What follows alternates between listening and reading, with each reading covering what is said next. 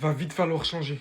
Les deux seuls réellement respectables aujourd'hui. Je sais que l'équipe était principalement préoccupée par le record que Mbappé voulait battre, celui de Ronaldo. A en oublié carrément le principal objectif, de gagner le match, de gagner les 3 points, reprendre de l'avance sur le championnat. Mais à un tel point, les gars, quand le Real Madrid n'est pas assuré de gagner, quand on se prend 1000 tirs, où fort heureusement Thibaut Courtois arrive à répondre comme d'habitude, des occasions de marquer de fou, mais on n'est pas au bon endroit. Alors que si le Real Madrid domine le match, prend confiance, on a toutes les armes nécessaires pour que Mbappé glisse ses buts tout seul. Fort heureusement sont sortis du lot aujourd'hui Bellingham, qui nous sort vraiment une tête de fou, et heureusement qu'on marque enfin ce coup de pied arrêté sur un excellent centre de Rodrigo. Rodrigo qui depuis City aussi est tout simplement incroyable.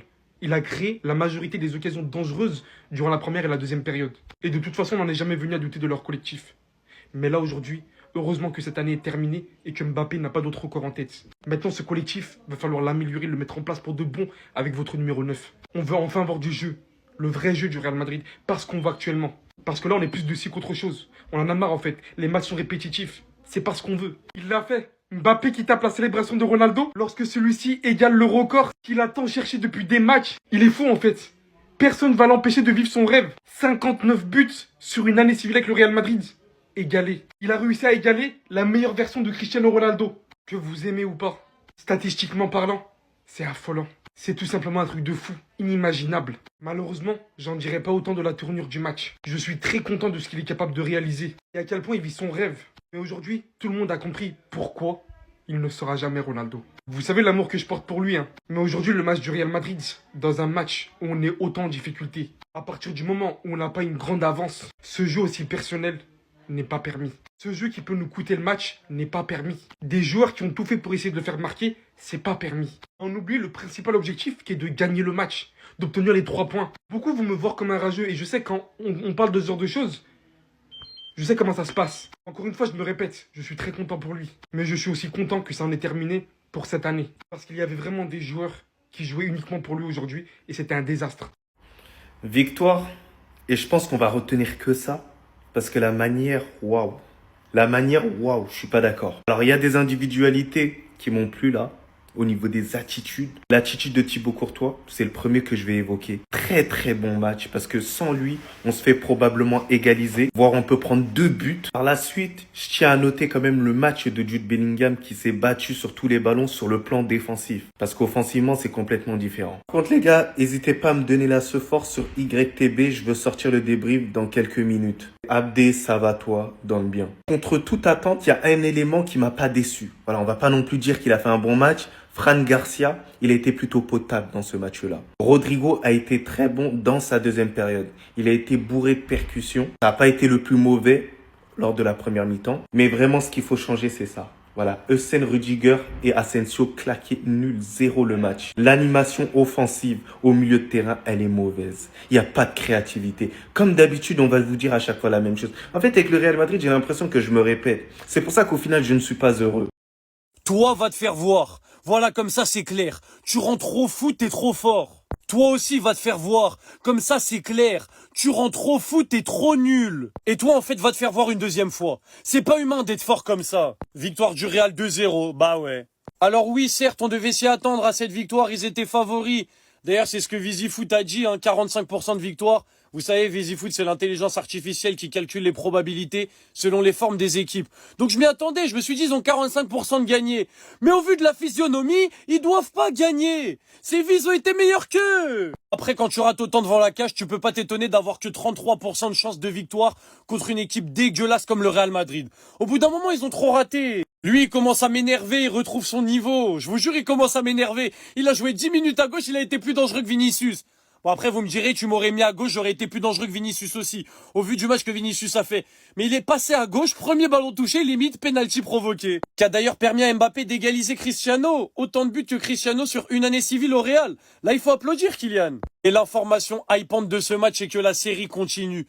17 matchs d'affilée sans marquer, nous sommes à la moitié de la série de Rodrigo. On va aller la chercher tous ensemble, Vinicius. Avec les matchs que tu nous fais en ce moment, tu vas aller la chercher comme un grand. Les 34 matchs d'affilée sans marquer, ils sont à ta portée. Et tu peux le faire, mon gars. Bref, le Real revient à 1 point. Demain, déplacement très très compliqué à Villarreal. Il va falloir faire le travail pour pas qu'il nous recolle. Voilà, victoire du Real Madrid, mais je vous jure, Séville méritait mieux. Thibaut Courtois, j'en ai marre de ce mec, j'attends juste la retraite. Sans Thibaut Courtois, aujourd'hui, on est mort. Malgré la victoire, je pense qu'aujourd'hui, encore une fois, on a vu nos réels problèmes. Vu le nombre d'occasions qu'a obtenu Séville dans ce match-là, surtout en deuxième mi-temps. Heureusement que Thibaut Courtois était là. Défensivement, dès le début du match, on était à la ramasse, surtout d'Inusen. Il perdait des ballons, Séville exploitait facilement notre dos. En 2-3 passes, ils étaient déjà dans notre surface. Heureusement que Jude Bellingham est venu tout calmer avec ce but de la tête. Magnifique but en plus de ça. À ses côtés, aujourd'hui, encore une fois, on a eu un ardaculaire pas terrible. À l'image de cette action du Real Madrid où le gars a le ballon dans les pieds. À ce moment-là, deux options s'offrent à lui. Faire la passe à Kylian Mbappé qui est excentré sur le côté droit. Ou soit faire la passe à Rodrigo qui est tout seul à sa gauche. Devinez à qui il fait la passe. Kylian Mbappé. Et pendant ce temps, sur le côté gauche, on avait aussi un autre fantôme, Vinicius. Ah oui, le gars aujourd'hui n'a servi à rien. Rien du tout. Et comme d'habitude, la circulation du ballon était très lente du côté du Real Madrid. En première mi-temps, je voyais de très belles choses. On essayait de presser par moment. Et en deuxième mi-temps, c'est un peu plus calmé. J'ai pas compris pourquoi. Et pendant la deuxième mi-temps, il y a Séville qui prend un carton rouge. Et par la suite, on a Rodrigo qui obtient un penalty pour Kylian Mbappé. Lui qui voulait coûte que coûte marquer aujourd'hui. Ça se voyait. Il voulait que marquer, quitte à être égoïste. Avec certaines actions, vraiment, les choix étaient catastrophiques. Il y a même une action où je me rappelle, il aurait pu faire la passe à Vinicius qui était bien placé. Le gars, il a laissé le tirer. Il a donné son gardien. Finalement, comme un symbole, il obtient son penalty pour battre le record de Cristiano Ronaldo. Et il le transforme. 2-0 pour le Real Madrid. Finalement, l'année se termine sur un penalty, les gars. Voilà. La victoire est là, c'est le plus important. Alors là, c'est une folie ce qui vient de se passer en première ligue, les amis. Aujourd'hui, Chelsea s'est déplacé pour aller affronter Newcastle avec leur équipe type.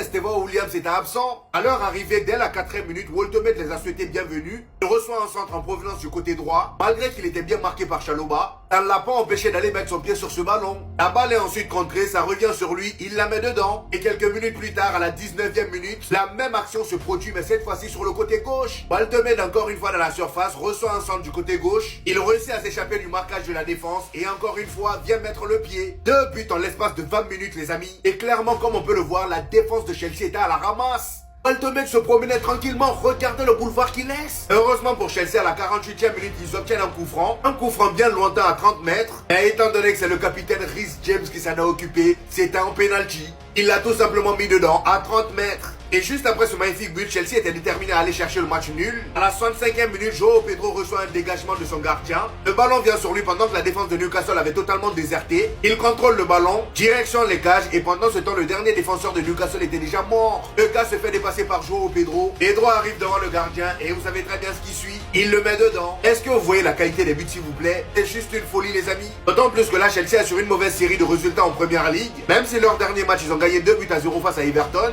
ils ont quand même enchaîné des matchs nuls et des défaites. Malheureusement pour eux, après le match nul d'aujourd'hui, ils sont 4e. Clairement là, ils peuvent oublier la première ligue. Ça va être difficile à aller chercher.